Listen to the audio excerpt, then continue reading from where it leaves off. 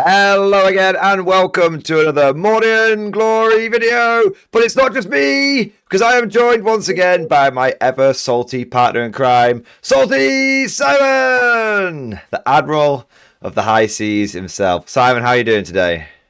Well, we've got the right day today, haven't we? Don't know what you're talking about. Don't know what you're talking about. I didn't miss our appointment yesterday. Don't know what you're talking about. It's all the vagaries of warp travel. Ooh. Yeah. That'd be quite funny after on the last video you sat there going, now we've got affirmed appointments every week, we're going to do these regularly and then forgetting about it.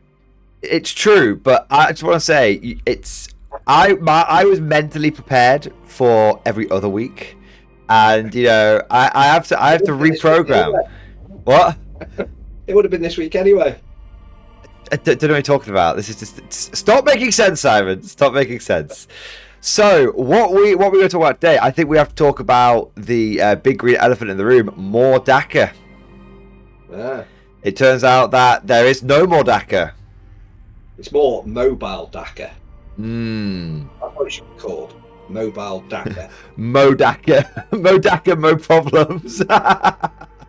Yeah. So Too soon. Too soon. So for those of you that are not aware, there was an orc detachment, a freebie that just dropped out of nowhere for the orcs, and it was a little spicy. It gave you sustained hits 2 all of the time, and when you went into the war, you had assault. And the assault bit was like nice, it was okay, but like, I mean, there was some tricks you could do with it, because there was a stratagem that you could put a unit into the war every single turn for, that was like a CP. But the sustained hits 2 is wild, because orcs normally hit on 5s and 6s, but if you start having them hit getting 2 exploding hits on every 6, then they end up on average hitting like Space Marines, hitting on 3s. That was the average of it. And it turned out giving orcs that kind of firepower was very bad, because orcs traditionally hit like shit but fire a shitload of shots. But when orcs don't hit like shit and still fire a shitload of shots, it means that they end up it's too much. It's too buku. So they ended up like I said, there's also stratagems like they'll be like having long uncontrolled bursts, which was absolutely wild, and all that kind of stuff. But basically what they've done is they've triple nerfed it, man. Because they don't think they've got rid of Grot Jail. And they made the war stratagem cost 2 CP. Let's be honest, what a ridiculous. One CP, what is it? +1 strength, +1... It's everything, like, so get invulnerable save, everything. Assault, +1 strength and +1 something else on it for 1 CP. Yeah, that was a little bit. So basically, that's 2 CP now, which is quite expensive, because I don't know of many ways that orcs have of getting extra CP. I think they have like a slightly unreliable way of like Gretchen doing it, but... Yeah, but let's be honest, if you had that ability for any other unit in the game for 2 CP, you go, yeah, that's a great strategy. I mean, with Hammer of the Emperor with Guard, we've got for 1 CP, we can do one of those things, which is put assault on a unit. Yeah, that's it. It's great. Even at 2 CP, it's a very good strategy. It's a very good stratagem, but between the stratagem, the good war stratagem going up 2 CP, and then the longer control burst getting nerfed, and then the big one is they made it so you always have, instead of having sustained hits 2 all the time and assault in the war, they made it where you have assault all the time and sustained hits 1 in the war. So I think it's an overcorrection. I'd say it might have been an overcorrection if they'd increased the points as well, but they left the points alone. I can imagine if you're a Sisters player who had those kind of nerfs and then your points went up by about 15%, you might be sort of sat there going, yeah, you don't know the pain. But Simon, that did happen to Sisters. I know, that's what I mean. They're looking at the orc players going, yes. Yeah, it was pretty tough. But you beat it.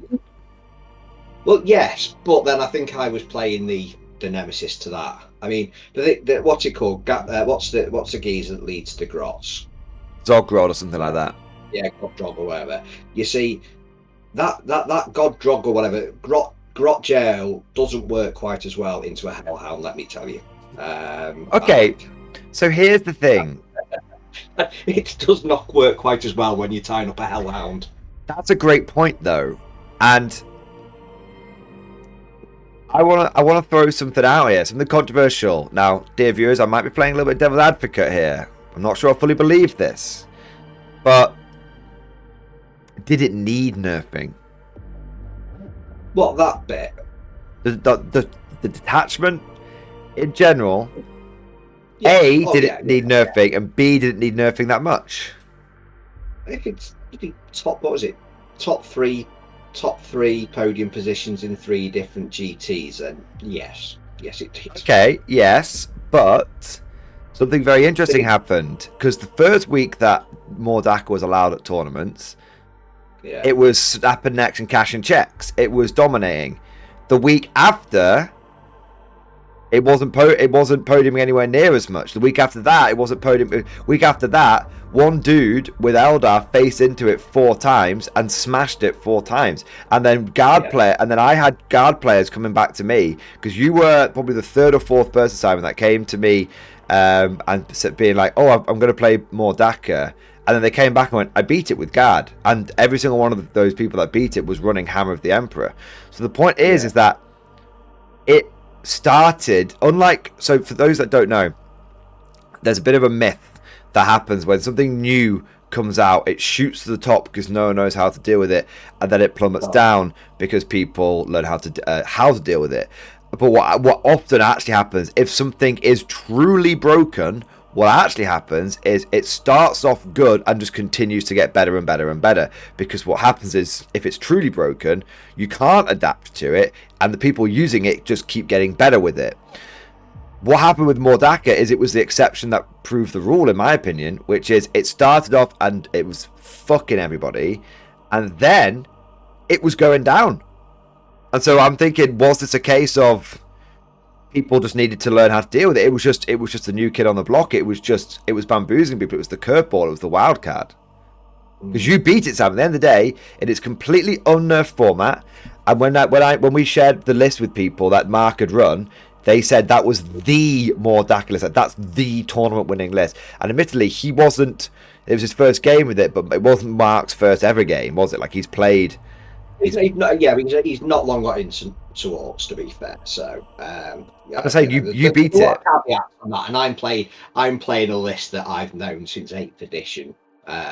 So I think that's there's a big sort of asterisk there, and I think vehicles, tough heavy vehicle lists were probably the bane of that. Okay, but everyone has access to that stuff. Like, you might say, go on, carry on.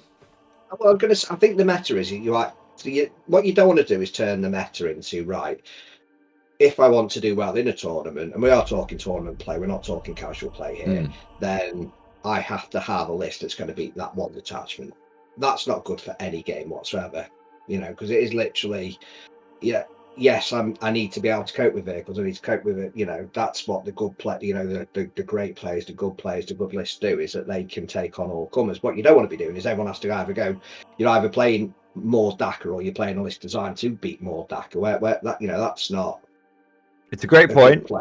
It's a great point, but I think there's nuance to this.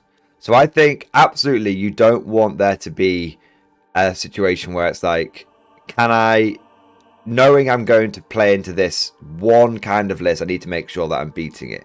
This is my big complaint about knights, because knights are a stat check. This is a golden rule by for anyone that's thinking of playing either Imperial Knight, if anyone who's going to a tournament.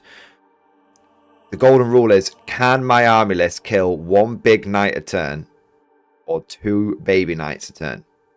Because if you don't have the anti-tank firepower to do that, you need to go back to the drawing board. And that's been true ever since knights got introduced, because they only do one thing.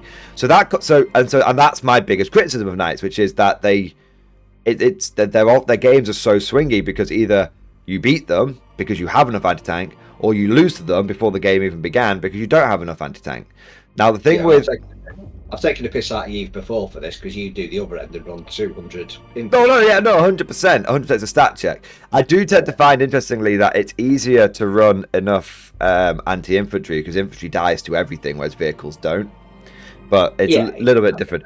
So there is but there's nuances, like I said. So you've got those like hard ones. It's like, can I physically beat knights? You need to take that into account. I don't know if Mordaka was on that level. I think Mordaka. And I said, I'm playing a bit devil's advocate. I'm throwing stuff out here. Please feel free to disagree with me, Simon, right now, and viewers down in the comment section. But I wonder if Mordaka... Do it. I wonder if Mordaka was a bit anti-meta, because it was pretty much... It didn't have a huge amount of anti-tank firepower. No, it doesn't. Still doesn't. And B, if it was just basically an elite orc infantry list, which is what it was. It wasn't a full green tide, was it? No, but I see. I'm going back and I mean, I bet every single 40k community is exactly the same. But when Star Shatter came out and everyone went, "Oh, this is going to be game breaking," then it got nerfed, and like 3/4 of the Necron community were about to throw themselves off the nearest tall building. Shouldn't laugh, but it's true. And then actually, it turned out that it's still a really competitive, good army list, and I think that's just what they've done with Mordaka. Have they gone too far? I don't know, but I don't think they've done. They've not gone full sisters on it. Let's put it that way. No, but sisters are a dead faction. Well, yeah, but I'm saying, but when they were, what was that list that they had? That was just the list. The rules got nerfed into oblivion, and the points went up. It's only had one of those two things. That's a good point. It's only had one of those, same as it did with Star Shatter. We still got horrendously expensive Doomsday arcs in Necron World. I mean, they're. I can never tell if you're serious anymore. These arcs are amazing. But when they nerfed Star Shatter, it was like, the end is nigh. Why do they hate Necrons? Blah, blah, blah, blah, blah, despite the fact that Necrons have been the strongest overall faction probably for a lot of 10th. That's a very good point. 10th edition has been the Necron faction, Necron edition. Yeah, they've always been good. Well, ever since he got the Eldar into some kind of working order from the beginning. So I still think it's a decent, for my limited edition, limited. Knowledge of orcs. Simon, you are limited edition. Yeah. But I don't think, and I'm sure orc players will completely disagree with me and tell me I don't know what I'm talking about, which is probably true. But I still think it's you've got advance, okay, so movement wins games. It is just dialing down that power, and let's be honest, one CP to put any unit into the war is ridiculous. That was crazy. It was crazy because if that was 2 CP in any other detachment for all those things, then you will be saying that's the strongest stratagem for that particular army. For the list of buffs it gets, yeah. I can't think of anything that's I can't think of any stratagem, again limited as my knowledge is, that is a better stratagem than that. Yeah, I think you do touch on a good point, which is GW didn't nerf them on the points. Yeah. And I think a big mistake that GW's been making recently with these balance changes is they go too hard, and it's like they will nerf. Let's say there's an overperforming detachment like Bridgehead Strike, for example, for Scions. Yeah. And so what they do is they change the detachment rules, but then once they've changed the rules, they also increase the points. But the problem is that those points aren't just for that one detachment; they're for all detachments. And so what ends up happening is you get huge amounts of collateral damage, where if I in like, let's say, Siege detachment, which has no special treatment for Scions in pretty much any way, shape or form, or Hammer of the Emperor, or whatever you want to say, I'm paying 70 points. It's like, well, why am I paying 70 points? And this is why I've been saying for a while. So with them nerfing more Daka, not the points, I think that is a good point. I think it does show that maybe they've added a bit of nuance to it. They haven't gone full sisters on them. But I've been saying for a while that they need to have separate points for each detachment, because I think there's too much collateral damage at the moment that gets, and you see it all the time. This is a complaint that Space Marine players were making ages ago. I think was it around Space Marine players, let me know. I think it was around like jump pack intercessors or assault intercessors, and people were like, yeah, these guys are amazing in Blood Angels, but they're rubbish for my salamanders or whatever, just pulling one out of my ass. And but when Blood Angel assault intercessors were doing good, everyone had to pay Blood Angel prices. Yeah. I think it's a lot of work for Games Workshop, but you are a multi-million-pound company. You're the intern that does the rules. Just put him on an extra day and maybe buy him an extra free lunch. Do you know what I mean? And I think they need that, because I think that would be a nice halfway house between granular points, because people like me are always like, bring back points for equipment. That's a nice halfway between granular points and these fixed points. It's like, okay, we're going to have semi-granular where the units are fixed, but the units cost different amounts depending on the detachment they're in. Yeah, not unreasonable. High praise indeed. Yes, it's about as much as you get it. And yeah. Now we've talked a little bit about, obviously we've talked specifically about Mordaka there, but I think there's a wider question here of GW balancing recently. So looking at Necrons, looking at Star Shatter, looking at earlier in the edition, it did seem like they took a more nuanced approach to this. And it was, we're going to correct one little thing and then see how it does, and then correct one little thing and see how it does, and correct one little thing. And they did this on the basis of we might update things more than every 3 months. Yeah. Whereas now what seems to happen is when something gets nerfed, they wait until the 3-month deadline, the 3-month cycle, as it were, and then they just nuke it. I don't know. I mean, I'm just going off Star Shatter because that's probably the one that I've got most experience with in terms of being super, And I don't think they nuked it. I didn't think they nuked it when they did the when they updated it. I thought it was a toning down, and it's still the best Necron detachment. I don't. There's like I said, Sisters the nuked. I don't think Daka is, well, more Daka, whatever it's called, is completely broken. I think it's just perhaps not the way it was. It just plays slightly differently now because it's more maneuverable. It's now a maneuvering detachment, not shoots. Not a blow you off the board detachment.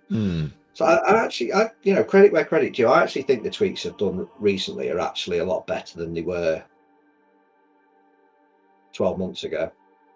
From my experience, and taking Star Shatter as the main example, I think what they did with Star Shatter was actually quite nuanced and quite well done, to be fair. I can't even remember 12 months ago, to be honest. But well, no, I mean, you can't. You think today's Thursday, don't you? So Don't know what you're talking about. I don't know what you're talking about. Okay, I think that it kind of is. It didn't Star Shatter come out at Grotmas. Yes. See, it's wild because it feels like it came out before, like ages ago, but it's only been like 4 months. Yeah, I was on holiday when it came out. And then your holiday got even better. Huh? Your holiday got even better. Yeah, when I told Debbie that was a highlight of the holiday, it didn't go down very well. I thought she was... I said I'd always be honest to you, sweetie. There you go. I feel like maybe then, you know how we often joke there's an A team and a B team for writing codexes? Yeah. And it's like, did you get, the A team wrote like the Eldar Codex, wrote like the Necron Codex, I would argue wrote the Guard Codex. I think the Guard Codex is quite good. I think they sort of mess with the points a bit too much, but I think the initial draft of it was quite good. And then you've got like the B team, and it's like, oh yeah, the B team who wrote the Custodes book, which at this point has essentially been rewritten. Same with AdMech, you know, they got the B team. Do you think there's an A and a B team with the? Do you think there's this concept gets applied to the balance changes? Because you have some factions where it seems like they get not a soft touch. I don't want people to get the wrong end of the stick here. They get an appropriate and informed and nuanced balance change, and then you get some teams, some factions which get treated very heavy-handedly. So if we just using an example right now, if we look at Star Shatter, one that you are familiar with, and you would say that got nerfed, but it seemed to be nerfed relatively appropriately and has remained a viable. A little bit more Star Shatter, don't get me wrong, because it's still a really good, strong detachment and performs well if you look at the stats. But it wasn't nuked out of eternity like some of them. Yeah. So it was relatively nuanced, and but no one complains about Star Shatter anymore. It's like it's strong, but not oppressive. Yeah. And then you look at what they did with Guard Bridgehead, which is a detachment I'm very familiar with, where it is now unusable. It is unusable. Like people. And I know I've had you say you think it's still strong. I've had people reach out to me. I've had people reach out to me and saying Bridgehead still has a lot of punch to it, but it is. I think it's cursed. I think it's too expensive. It's there's not enough. You can't get enough in it. It feels like you drop in, smash, and then you just die. And welcome to being a Grey Knight player. Yeah, exactly, man. But no, I think that. You know what? I don't do enough tournaments to really, even tend to be anything close. But my theory is, right, if you take 100, let's use Necron players as right when Star Shatter, you take 100 Necron players as a before Star Shatter comes out and they're playing the teleporty one, like Hypercrypt Legion, right? You take 100 Necron players, go into a tournament, and I bet 80-20 rule. 80% of them will be playing Hypercrypt because that's the strongest one. Yeah. 20% spread across. Right. Then you nerf it slightly and you bring out Star Shatter. Then all of a sudden that 80% who are there to be as competitive as they possibly can are now going to be playing Star Shatter. And if Star Shatter's 2% better than Hypercrypt, then the competitive player will go for the strongest attachment. Of course it will. If you've got the models on your shelf, you're going to go, Star Shatter's going to give you the best chance to do it as well. Now, that only might be 2% better than Hypercrypt. It might not, but actually the stats will show that 80% of people are playing Star Shatter and only 20% are playing, and all of a sudden Hypercrypt's broken. This is all theoretically. Well, actually, there might not be that much difference. But because the Hypercrypt is the new hotness and is so it doesn't necessarily mean those detachments are broken. It just means they're perhaps not the tip of the sword, shall we say? I think that's a good point. I think 10th edition has a lot of meta chasers. Yeah, it's not match. It's just what if you're a competitive player and you're going to want to give yourself the best chance of playing, you're going to take what you perceive to be the strongest detachment. And people. I would say when I say meta chasers, I don't. I should add a bit of nuance here. I'm not necessarily. I should say internal meta chasers or faction meta chasers. People who are fairly committed or have access to a faction already. They already own it, and they're like, well, let's say you're a Necron player, I'm a Guard player. You basically have enough models or enough variety in your collection to go, oh well, I can just essentially seamlessly switch from Hypercrypt to Shatter. Yeah. Okay.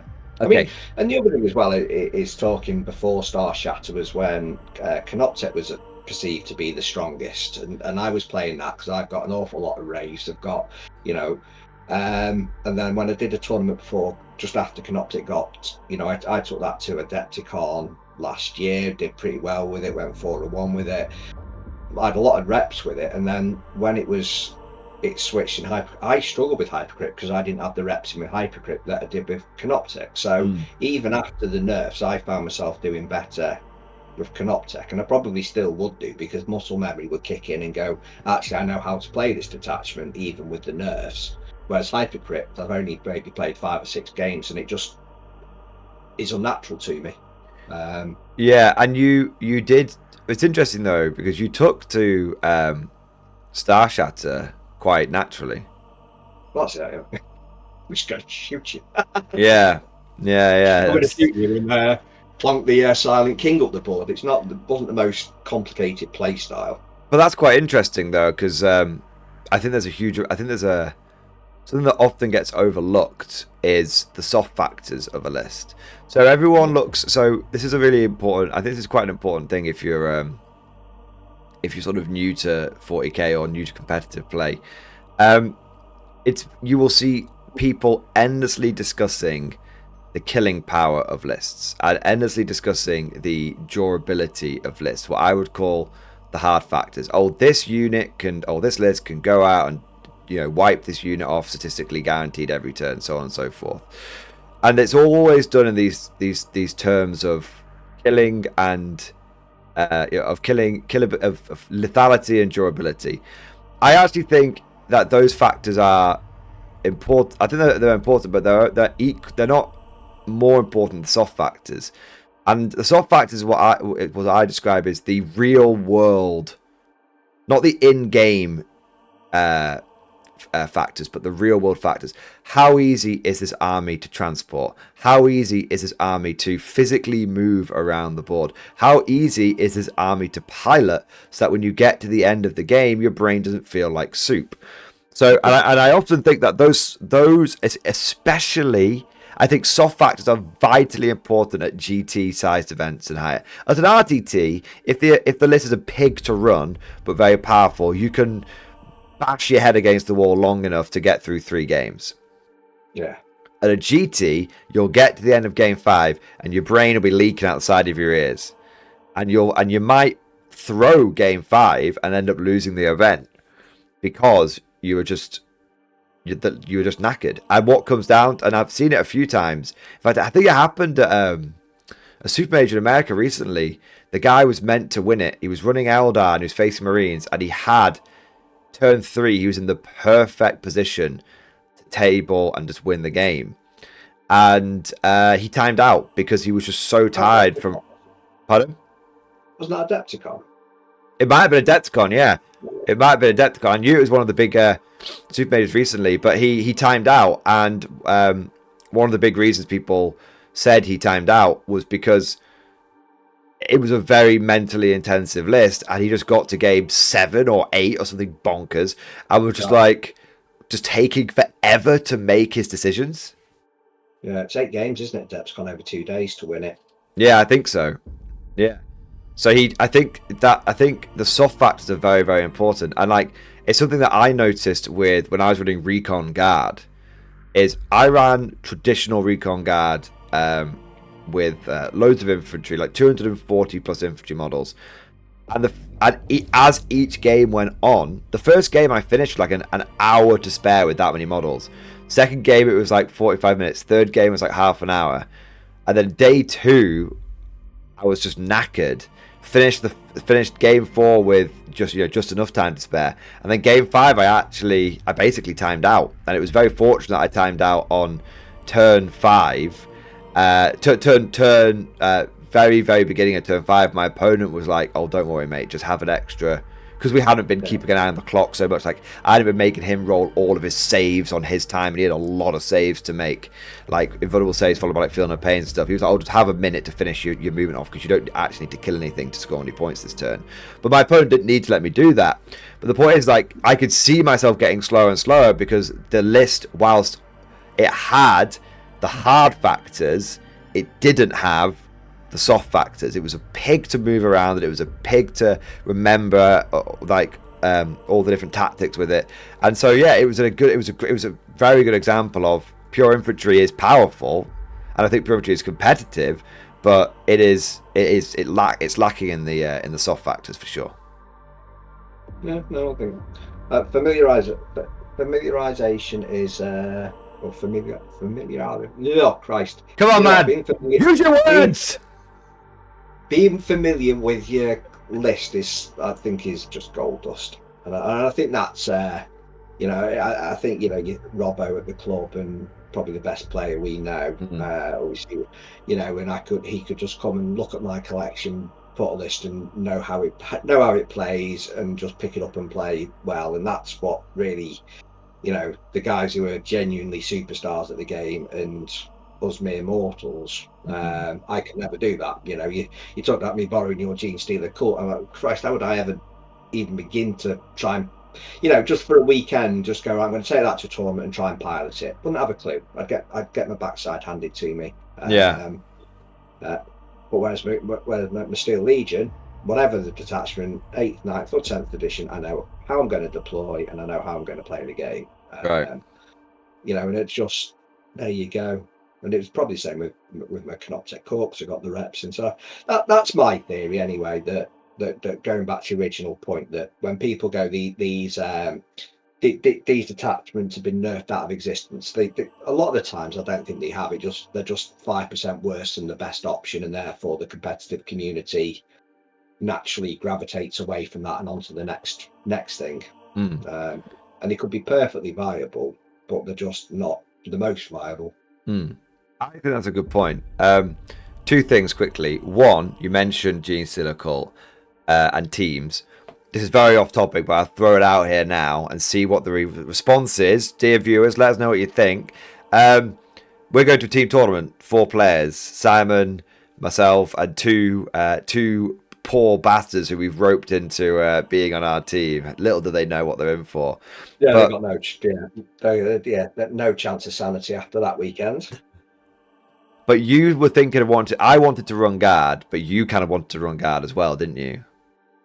Well, whatever. If you're not running guard, I'll run guard. But appreciate your job kind of revolves around running guard. True. But you could run guard, and I could run Brood Brothers and run it as close to a pseudo guard army as possible. Because we talk about the detachments that people give up on. Everyone's given up on Brood Brothers. And I reckon we played that one game, didn't we? It was just one game, but it felt like it had more potential than everyone gave it credit for. Yeah, that was a while ago. It was a while ago. So I'm not saying anything, Sam. I'm not promising anything, but I might be able to do that. Okay. I reckon the new season will be out by the time teams comes round. To be honest. So we'll see. Yeah. The whole world could have changed. Yeah. But if that seems like something that A, people would want to watch, and B, because what we could do is I could run pseudo guard, you could run proper guard, and then we could do like an after action report, but in this style. So so people don't miss out on the how did X perform at a tournament. It could be quite a long video. It might be like 2 hours long or something, but we could, schedule the time and everything and be like, okay, Simon, how did you do round 1? And then I go, okay, and I did this in round 1. Blah, blah, blah. And then people get the guard perspective and then they get the Brood Brothers perspective, and that might be quite nice. Yeah. Let us know, viewers. Yeah. Or I'm a proper YouTuber and I split videos down into as much as possible to get as much content as possible, and I do a Brood Brother after action for me and I do a Simon after action for you. I don't think anyone's going to want to lose two hours at a time to that one, to be fair. 2 videos. DOS video. But on a serious note, let us know what you'd want, viewers.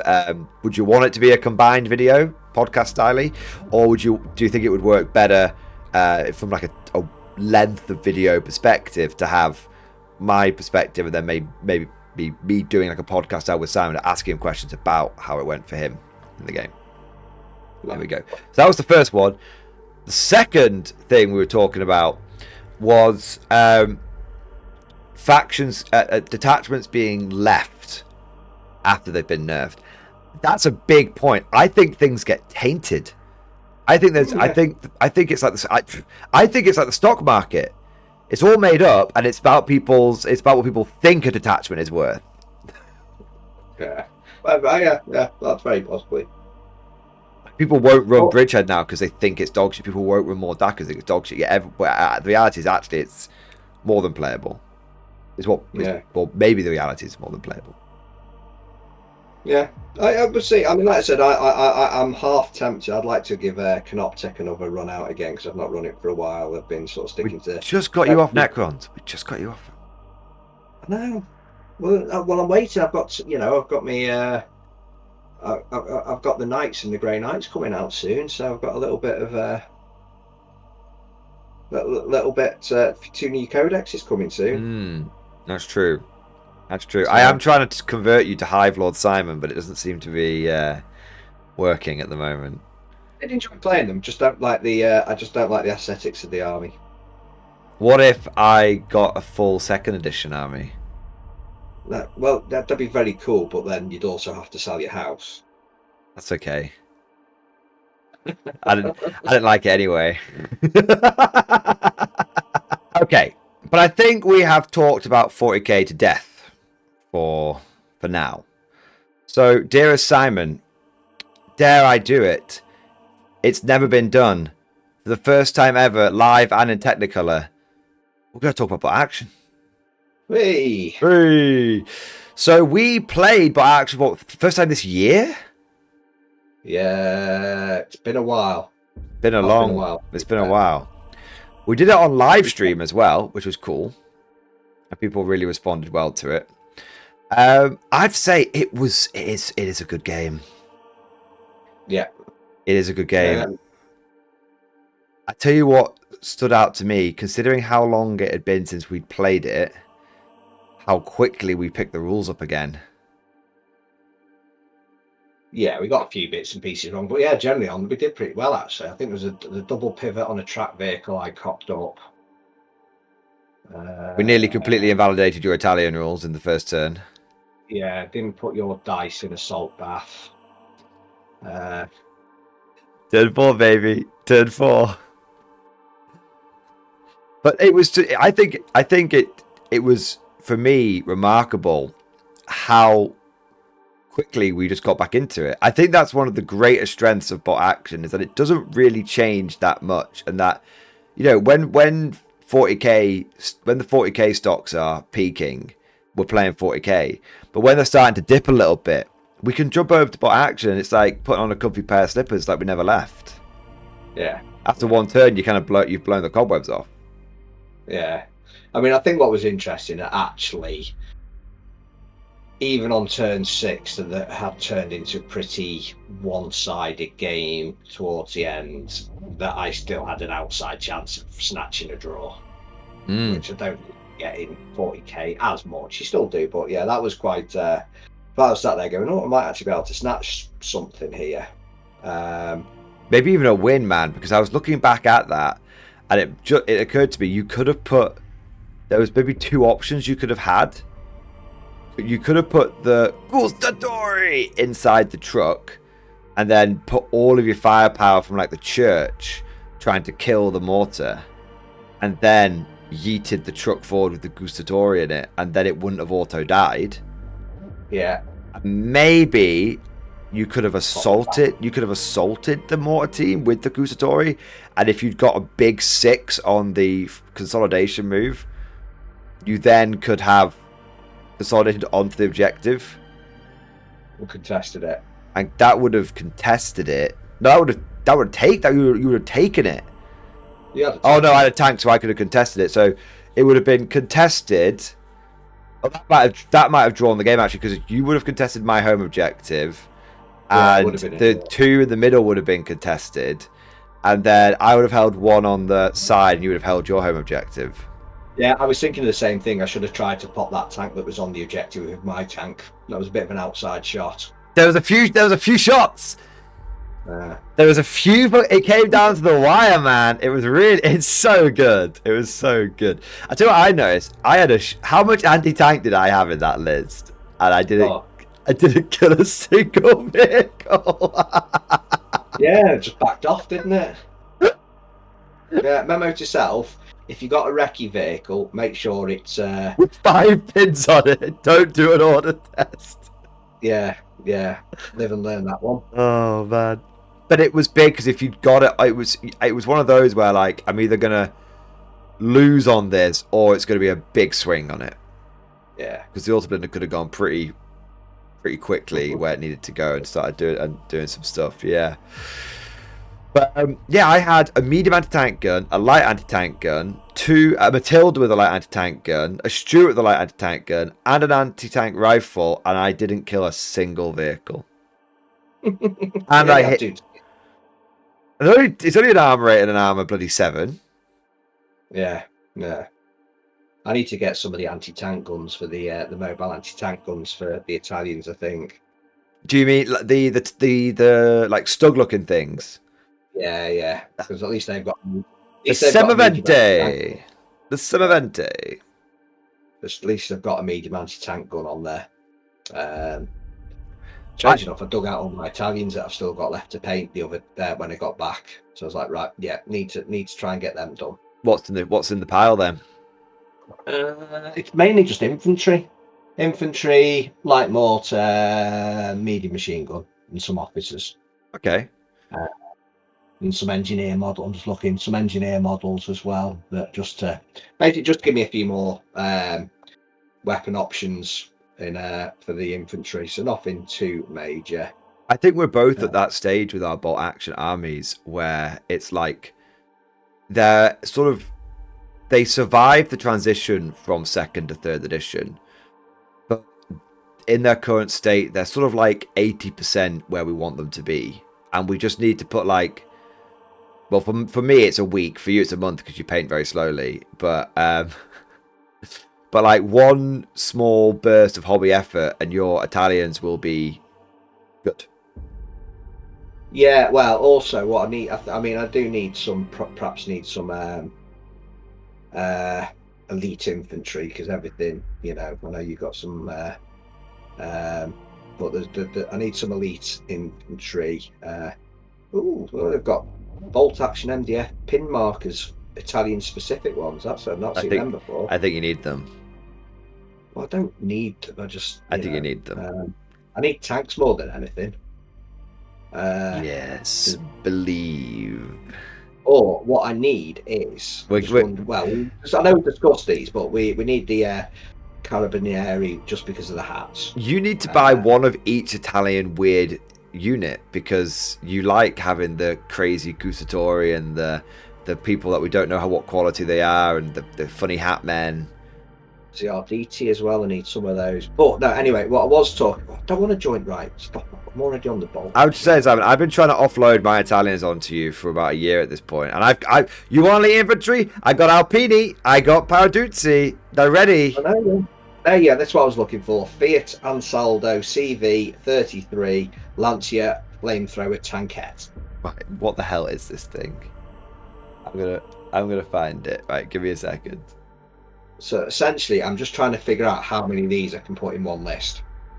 Don't be a knobhead. Don't be like getting like 8 fully Polish light tanks. You said you wanted to play more action nicely. Oh no, Salty Simon's becoming Meta Simon in Volt Action. Listen, if I was going to do that, I would not be playing Italian, the Italian black shirts, would I? I think you need 2 more of the Caro Amato / Semoventes because I think you don't have to glue them down, Simon, so you can end up swapping between them. Yeah, I did look at that and it looked like crap. What do you mean? Like what, swapping them around? Yeah, I did try when I built this one. I was looking at doing that and I was just like, no, it doesn't work. It didn't look good. Okay, fair. 1, 2, 3, 4. So basically, I can get. What are you? What was the vehicle you were looking at? I'm going to bring it on screen now. 33 Lancia Flam. Oh, okay, that's not the one that I found. There's so many cool Italian tanks, man. So what I'm thinking is. So many cool Italian tanks. What are you doing, mate? Get on this. So an inexperienced tank with the flamethrower is 75 points. Yeah, but then we won't be friends anymore. And then in each one, if I do that, I'm just looking at this now. I'm I'll gonna only put play this against you. I'm I gonna won't do put it this against on anyone. screen now. This is the tank that Simon wants to get. It's basically a Bren carrier which they've put a lid on, and it's got a little flame Bowser trailing behind it. So I can get That 5 of is those, right? awful. Working this out in an armored platoon. 75. 5, right? It's 300. So how many points in a game? So we do that by 3. So I could get by my reckoning 15 of them in a list. No.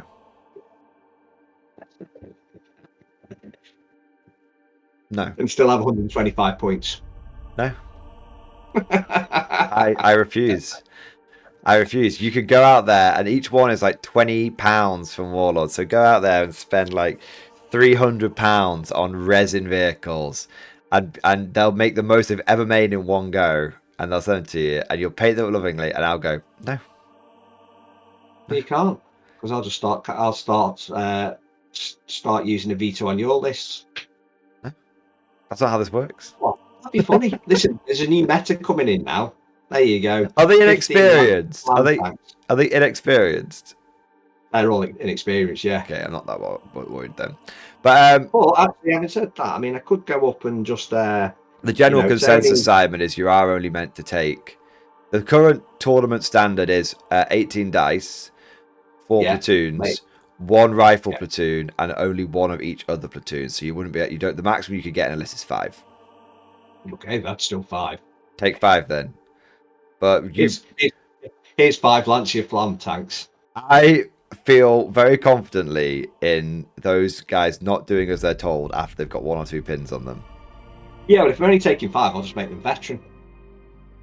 True, you could do, but they're only armor 7, so you don't need to make them veteran. To be fair, they're only armor 7, so veteran won't stop them from ignoring any pins, because anything I shoot at them will have a pen value. Are they open topped actually?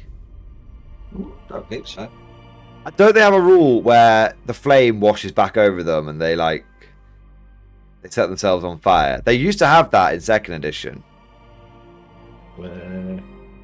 Let's find out, shall we? But seriously, man, looking at these Italians, there's loads of cool tanks you should be looking at. Like I told you, I've just looked at them. The L6 is cool. Like you want to get some of these light tanks going on. I'll bring that over for the dear viewers. The L6 is kind of cool.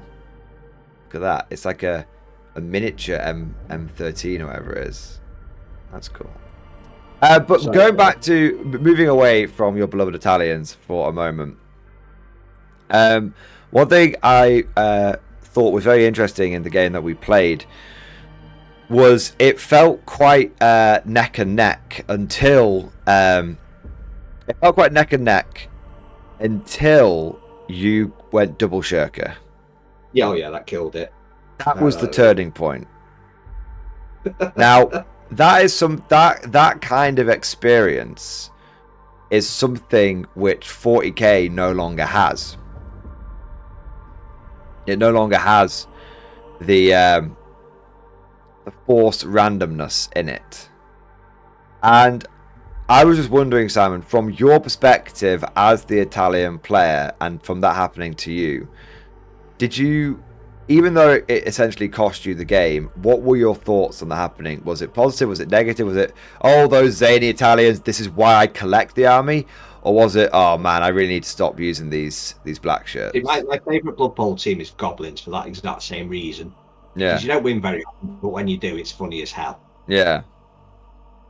So you think it's good? I've always said I play bolt action apart from the 15 flame tank list that I'm currently concocting.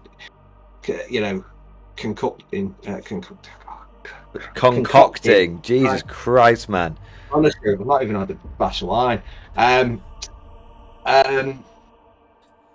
Because you don't want to play. It's more fun playing it like here is an Italian, list that could do that. It's funny, I don't play it to be competitive. I don't play it to be balanced. I mean, if I played it to be balanced, I wouldn't play you, would I? Because I mean, I just can't compete with your dice. It's true. You know, Simon predicted it with unerring accuracy. He was like, I have to get this in the bag by turn 3. And I was like, why? And he went, because by turn 4, your bullshit will kick in. And I was like, maybe. And then literally, like clockwork, turn 4, artillery bombardment, the perfect artillery bombardment. And then it just kept going. yeah. No, it's good fun. I always giggle playing them. And there's been times when they've had shirkers, and basically what they've done is they've just kind of squatted on an objective and gone down, down, Stay down, down, auto lose pins, down. stay down, auto lose pins. Yeah. So even if they do become shirkers, it's and I've said this before. I really like bot action because actually, you sometimes can come up with a strategy that lasts more than one turn because some bugger doesn't just blow you off the table with a bunch of sometimes it does, but you can sometimes go, I've got an infantry unit that I'm going to spend 3 turns to get from point A to point B and hopefully then take cover behind that wall you can plan ahead. I don't quite think you get that as much in 40k sometimes. No, I think everything's sort of done with maybe 1 or 2 turns in mind, but not like the whole game. You can sort of map out the whole game with a particular strategy. I mean, your plan might not come to fruition, but at least you can look at the map and go, okay, this is what I'm going to try and do. I agree. I think there's an element of that because bot action is a longer game. It's often 6 turns with an optional 7th, which is cool. But yeah, I think it comes down to the fact that a unit. Okay, I think there's something that needs to be said. Bot action is wholly unbalanced.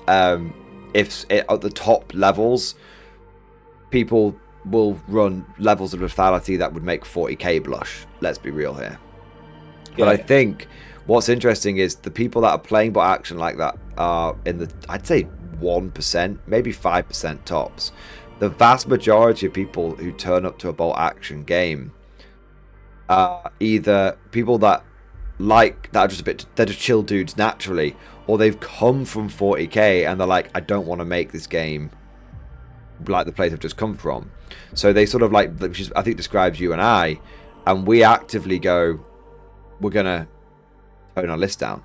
In our Italian game, for example, if I had turned up with a Churchill, you wouldn't have been able to kill it.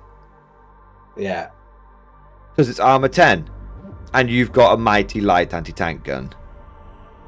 My light anti-tank. Which can't physically penetrate my front armor over 24 inches. And mine's got a medium anti-tank gun and it can happily sit there over 25 inches or further away, 25 to 36 inches, slamming shots into you which are going to penetrate your armor on a 4+, let alone a glance on a 6, like what you would be trying to do. So, but even though I really wanted to use that Churchill, I was like, I'm going to tone it down because I know Simon won't be able to deal with it, and that wouldn't make for a fun game.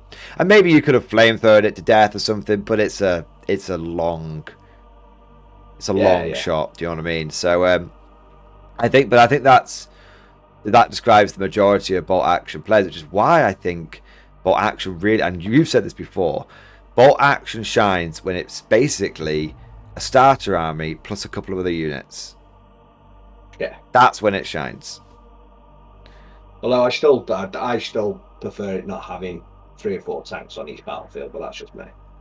Yeah, I think it depends on the tanks, and I think it depends on the faction. So, like for example, my Matildas weren't very good in that game, and they're only 155 points, and the Stuart's only like 135 points. So those are 3 essentially cheap tanks.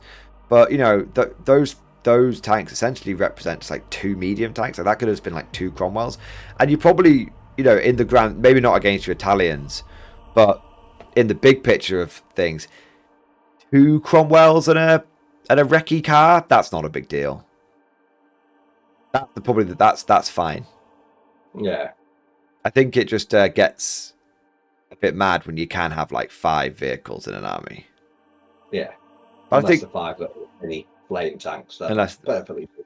Of course, Perfectly legitimate. of course. But yeah, no, I think bot action really does shine when it's starter armies. It's played against mates. It's starter armies with a couple of extra units thrown in. Stick to sort of 3 or 4 vehicles. Stick to about sort of, let's say, sort of 400, 500 points into vehicles. Don't overdo it. And I think that's when the game really is the most fun. Yeah. Would agree. Nice. Simon, You've got a game of Old World to get to, haven't you? I do. I've got to pack up and start setting off soon. So I think we're going to have to call it there. But dear viewers, what are your thoughts? What are your thoughts on Mordaka? What are your thoughts on the way GW has been balancing things? Do you think there's an A team and do you think there's a B team? Do you want to see me run Brood Brothers and Simon run Guard? Have some sort of crazy after action report style thing going on there? And are you someone who is starting to look at bot action? Because like I said, people tend to look at it when we're at the tail end of an edition, when stocks start to dip on 40k, or interest stocks, I should say, not literal stocks. And are you someone who's looking into it, who's recently got into it, and what has been your experience? There we go. Simon, any final thoughts from you? No, I'm going down the rabbit hole of Napoleonic elite epics again. So yes. Someone showed me their Napoleonic army, and they'd painted like 800 models for it, and it looked amazing. Yeah, they do. They look proper. But no, I'm all good. No. All right. Well, Simon, as always, thank you for joining, and thank you for your insights and for your saline. I think you weren't that salty today, though, to be fair. We might need to rename you. You're not that salty anymore. I've just become, honestly, numb, I think, is numb. It's yeah. Jaded Simon? Are you now jaded Simon? That's one way of putting it, yeah. I might just be self-medicating, who knows? It is the leader of Cathay. It is the Jade Simon! God. No more nicknames. I've got enough, thank you. All right. But Simon, thank you for joining. Thank you to you guys for watching. Looking forward to seeing what you guys put down in the comment section. Simon and I do read them, and we do use them to talk about things in our next episode. So if you've got some thoughts, please put them down there. We'll try and pick it up. And I hope you guys enjoyed it. Thank you for watching, and of course, as always, we'll see you guys next time.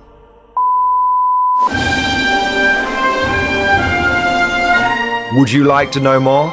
If so, then please consider becoming a channel member or patron. By supporting the channel, not only will you be doing your part, but you'll also be helping me create more content for your viewing pleasure and unlocking a whole host of perks. You get everything from a badge next to your name, custom emojis, but the big one is access to the Mordian Glory Discord server, an online community with almost 2,500 active members.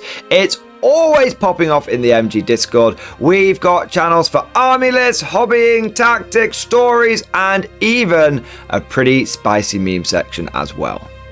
For all you greenhorns that wanted to see the Mordian glory hole, today is your lucky day.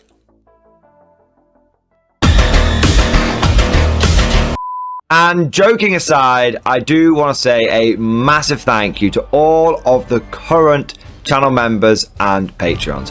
You guys are amazing. Truly the lifeblood of the channel. I could not do Mordian Glory full-time without the incredible and generous support of my members. So thank you guys so much. And last but certainly not least, I want to say a personal thank you to all of my top tier Patreons. These are the War Masters, the people who have truly gone above and beyond the call of duty. So a heartfelt thank you to Alex Dengal, Bon Vert, Lord Pryor, Mark Panconi, RJ Scorpion, Swordfish Trombone, Try Again Bragg, John Stubbs, Nick Walsh, Diesel Fox, and August Barney. Seriously, guys, thank you from the bottom of my heart. Your support is incredible and it makes a huge difference. Thank you so much. That's all for now. Hope you've all enjoyed today's video, and of course, as always, see you guys next time.